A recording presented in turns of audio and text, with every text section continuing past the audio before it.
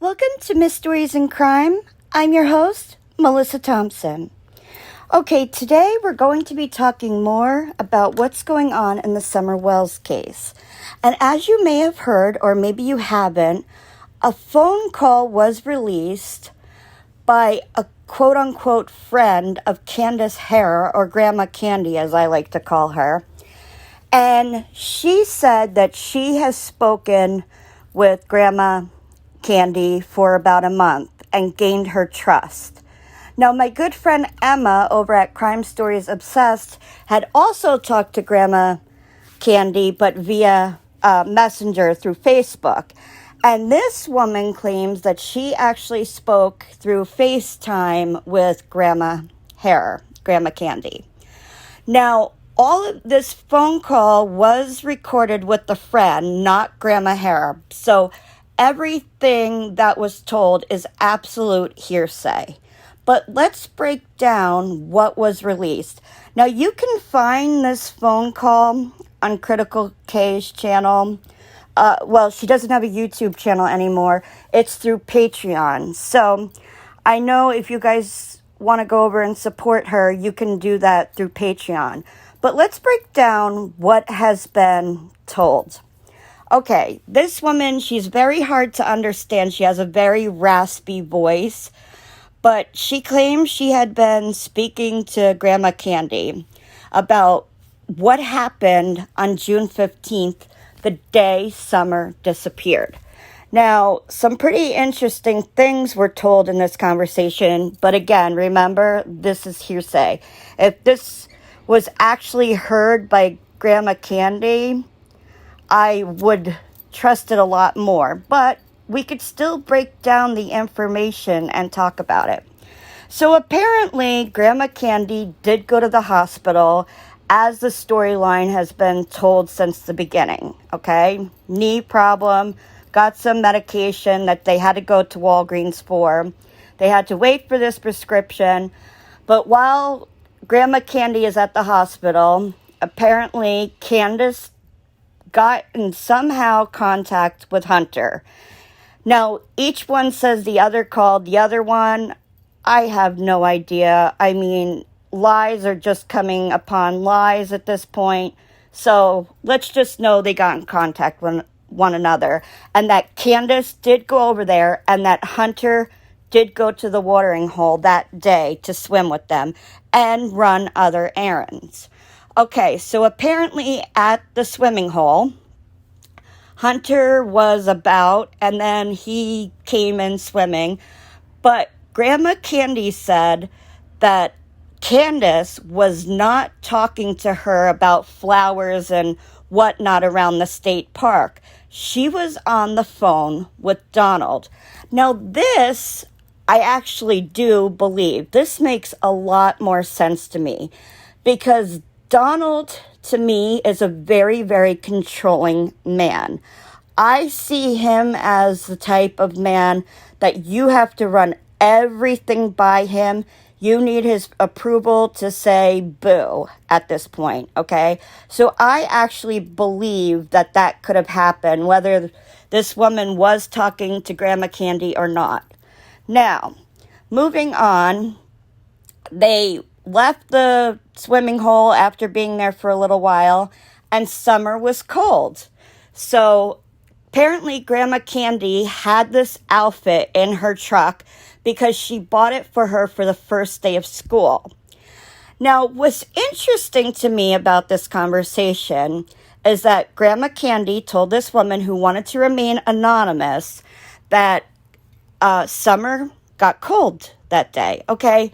Now, that's quite possible. You know, you lose a lot of heat when you go into cooler water. So, yes, that's quite possible. And this woman said that summer didn't like to be cold. But what's weird to me is that Candace told Chris McDonough from the interview room through their video that she said she dressed Summer into that thin bathing suit earlier that day because she said Summer doesn't like to be hot. So is it like sensory issues to begin with? She doesn't like to be hot or cold? Or, is she just filling in the blanks with word salad to us, trying to make up this elaborate story for us? But we do know from a picture and a video what Summer was wearing in that vehicle. She was wearing that pink sweatshirty jacket. There seemed to be a shirt underneath and grayish black pants. And everybody has noticed there is a stain under the seat belt. Okay, I have a medical background. I work in the medical field. That could be blood, yes. I am not seeing it in person, so I can't tell you with 100% certainty that is blood. I don't know. What's weird to me is that it's hidden under the seat belts. Okay, now, going back to the conversation. Apparently, Grandma Candy told this woman that Summer started to not feel good after the swimming hole and that she was very lethargic, so she was tired. She had the chills. She was cold and was shaking from the chills, and she was extremely thirsty. Now, those three things line up with a head injury. Absolutely, those symptoms can be a head injury. Without examining her, we don't know if that's what happened. And we don't know the story to be 100% true. Now, I have a theory. If Grandma Candace is all of a sudden talking, there's two reasons for it, okay? She's either trying to clear her name, and to what I've seen, she does not like Donald. There's no love lost between the two of them. She'd be happy if he went to jail today, okay? So she could have the intention of pinning everything on Donald, but it seems as though her daughter is going to go down with the ship too. She is backing herself away from the scenario that she didn't know anything about it. Or number two, she's sending out BS just like her daughter and Donald did with the phone call to Mary. And if that's the case, what is wrong with these people, you guys? I feel like their intentions are completely in the wrong headspace. And Grandma Candy doesn't want to seem to be coming back to Tennessee anytime soon anyway. So I just find this really strange that she's coming out and talking about this all of a sudden. Or we have scenario number 3, and she's feeling guilty. The guilt is eating her up. She's lost a daughter, and now she's lost a granddaughter. Okay, so let's move on with that story Grandma Candy's friend has telling Critical K. She said that they got home about 3:30, and Grandma Candy went straight to her trailer and laid down and took a nap. Now, apparently, what she did know was Candace was going to meet Donald because she had called him to see if she should take Summer to the hospital because she was not doing well, according to this conversation. Now, this is alleged, so we can't put this in stone, we can't. But we can go over what we think. Now, apparently then it was said that Candace gets in the car and goes to meet Donald somewhere. Now, this makes me think because remember Donald said in the very beginning, he said it several times, he thought it was 5:30 that he found out about Summer going missing. What if he met with Candace and somehow during that time they allegedly got rid of Summer in the 5:30 time period, making Candace get back home to run around looking frantic, him to do whatever he needed to do, and then get back by 6:30, 6:45, 7 o'clock, whatever time frame he's going by on whichever day. And them both making it look like, oh, well, Summer just disappeared. So it does seem like something these two could cook up. I mean, it's not that far-fetched. So then Grandma Candy said that what happened was Candace ran to her trailer, woke her up, and said, Summer's gone. Somebody took Summer, like frantically. And then she called 911, okay? Now, I don't know about any of you, but I've never believed the whole thing about the planting. It seems like there were so many details added to this story, and it seems very hard to accomplish all of it. And then Grandma Candace said that they didn't return home until an hour and a half after the video. She told this to Emma at Crime Stories Obsessed. Now, if it was the video where she accidentally took and then also took a picture of Summer sleeping in the back of the vehicle, that is pretty suspect because that is leaving a lot of time, plenty of time for Candace to go meet Donald somewhere and him do whatever with Summer. You know, this absolutely could be an accident.